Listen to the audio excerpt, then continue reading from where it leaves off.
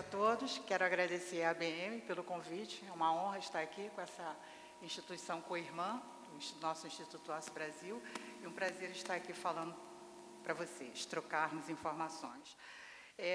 Vou focar mais especificamente, o Rinaldo falou da questão da mineração, e eu, evidentemente, vou falar um pouco mais da siderurgia, da nossa indústria do aço. Eu dividi, como nós temos pouco tempo, pensei em focar quais eram, no momento, os nossos principais desafios para que o nosso setor tenha sustentabilidade, desenvolvimento e crescimento. Então, dividi aqui em alguns assuntos. O primeiro deles seria o cenário atual da indústria do aço no mundo. Essa é uma informação bastante recente, atualizada, da última reunião do Comitê de Economia do World Steel, com a previsão da demanda mundial de aço em 2018 e em 2019. Então, nós estamos aí com uma produção mundial superior a 1 bilhão e 600 milhões de toneladas, e com uma previsão de crescimento no ano que vem de modestos 1%. E falar que hoje o nosso grande problema a nível mais mundial é do excesso de capacidade de produção de aço no mundo.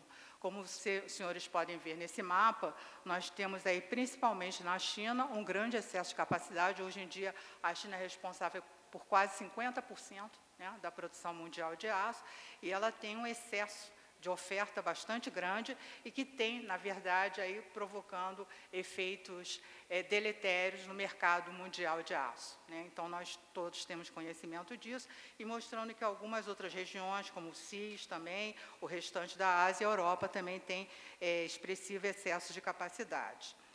E aí o que nós também temos visto acontecer, nesse período mais recente, é um aumento enorme de medidas de protecionismo no mundo, o que tem causado uma forte guerra de mercado. Começou com a questão da China, o crescimento exponencial da China, esse excesso de capacidade que nós mencionamos, o excesso de subsídios que o governo ainda tem uma forte participação, direta ou indireta, nas empresas siderúrgicas chinesas, e, com isso, se provocou aí um movimento bastante forte de agressão, né, a outros mercados, e, com isso, assim que o presidente Donald Trump assumiu, uma das promessas de campanha dele era realmente combater essa questão, e ele, com base na seção 232, né, taxou o aço e alumínio. O aço, uma tarifa de 25%, e alguns países foram excluídos dessa taxação, entre os quais o Brasil, mas foi estabelecido um regime de cotas. Então, nós temos um teto aí para exportação de produtos siderúrgicos, ressaltando que os Estados Unidos é o nosso principal mercado que recebe o aço brasileiro. E aí, isso foi se disseminando para diversos outros países, e só quero chamar a atenção dos senhores que a América do Sul, o Brasil, né, não está entre esses países que já implementaram medidas protecionistas. E, com isso, eu entro ao nosso próximo ponto de preocupação, que é a questão que alguns economistas do governo e da academia têm defendido a questão da abertura comercial, né, dizendo que o Brasil é um dos países mais fechados do mundo em termos de fluxo comercial, e aí nós fomos fazer um levantamento mostrando quais são as 10 maiores economias do mundo, né, entre os quais o Brasil está na nona posição no ranking, mas mostrando que, em termos de fluxo comercial, o Brasil está acompanhado de países como os Estados Unidos e o Japão, né? Então, por outro lado, países que estão em primeiro lugar no ranking em termos de abertura comercial de fluxo têm uma posição no ranking em termos de economia no mundo bastante aquém.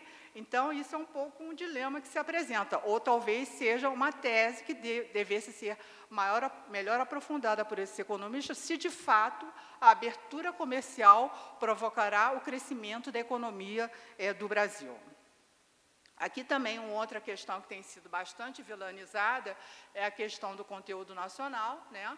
Passou a ser vilão, dizendo que isso tem provocado atraso, que as empresas brasileiras não têm, vamos dizer assim, capacidade de competir, então que é preciso trazer produtos de fora, né? Então, e que também isso aceleraria a atualização do nosso parque, do ponto de vista tecnológico e do ponto de vista de indústria do aço, nós temos a dizer que nós somos bastante competitivos, tanto que exportamos para vários países. Nós temos uma pauta de exportação forte.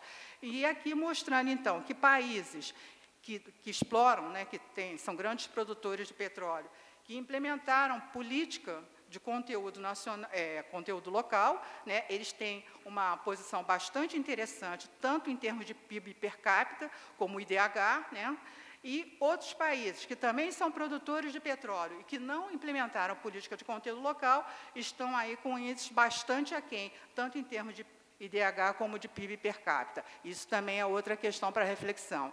E aí fica muito fácil falar, né, na questão de abertura para competir, quando você tem uma forte assimetria aqui no país causado pelo já cantado custo Brasil. Nós temos um dos maiores spreads bancários do mundo, né? Só quem nos passa nesse mapa, que está mostrando aí os spreads de vários países, é Madagascar, quer dizer, o Brasil é o segundo. E também a questão da carga tributária, né? Nós também, quando concorremos com outros países dos BRICS, como Rússia, Índia e China, nós temos uma carga tributária muito maior. Ou seja, o Brasil tem uma carga tributária de países desenvolvidos, mas não tem o IDH correspondente.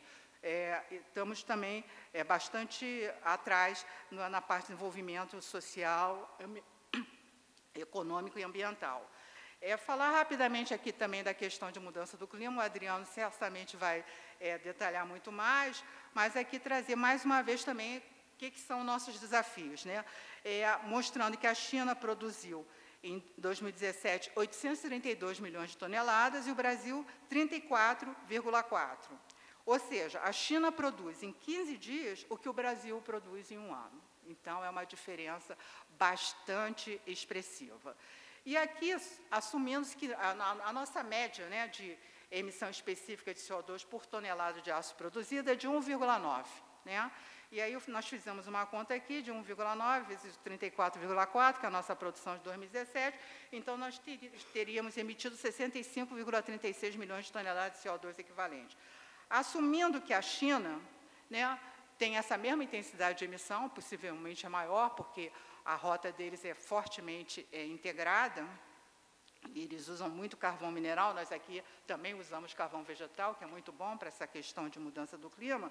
Nós teríamos, se hipoteticamente a indústria do aço da China reduzisse 90% das suas emissões, ainda assim estaria emitindo mais que o dobro das emissões da indústria do aço brasileiro, que não, mesmo que a indústria de aço brasileira não teria feito nada, e o está fazendo, está trabalhando em eficiência energética, em redução das suas emissões. Então, isso é só uma preocupação que nós trazemos, que caso ocorra a taxação de carbono, como está se pensando em fazer no Brasil, e outros países não o façam, mais uma vez, o presidente Donald Trump, assim que assumiu, anunciou a saída dele do Acordo de Paris, dos Estados Unidos, né, do Acordo de Paris. Isso, então, mostra aí uma certa questão de problemas no mundo que estão acontecendo, e o Brasil não pode estar assumindo compromissos que não estejam sendo assumidos por outros países também. Afinal de contas, a mudança do clima e seus impactos, eles acarretam um impacto global. Então, nós não podemos também correr o risco de que, ao assumir maior ônus a nossa produção e outros países não o façam, e mais uma vez ressaltando, nós não estamos recusando a nos fazer, queremos apenas isonomia, né? E que, então, isso não provoque o famoso carbon leakage e que isso a gente esteja, então, exportando renda e exportando emprego. E, rapidamente, a questão da segurança jurídica, nós temos aí um sério problema, né, da questão de leis que são mudadas, contratos que são alterados, enfim, problemas no licenciamento ambiental, problemas de reintegra, enfim, são coisas que vão mudando e o setor vai sofrendo com toda essa questão. E, para terminar, eu só queria passar rapidamente aqui um vídeo que é bastante...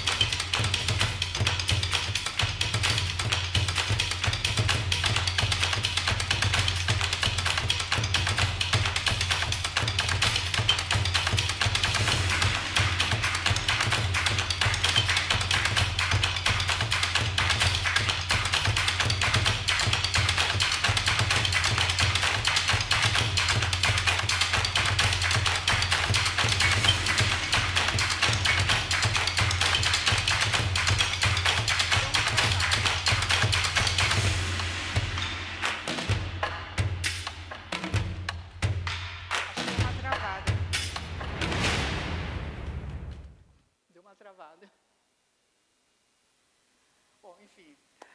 De qualquer forma, o nosso relatório de sustentabilidade está disponível no nosso site, onde os senhores poderão ter todas as informações atualizadas sobre a questão da sustentabilidade econômica, social e ambiental. Obrigada.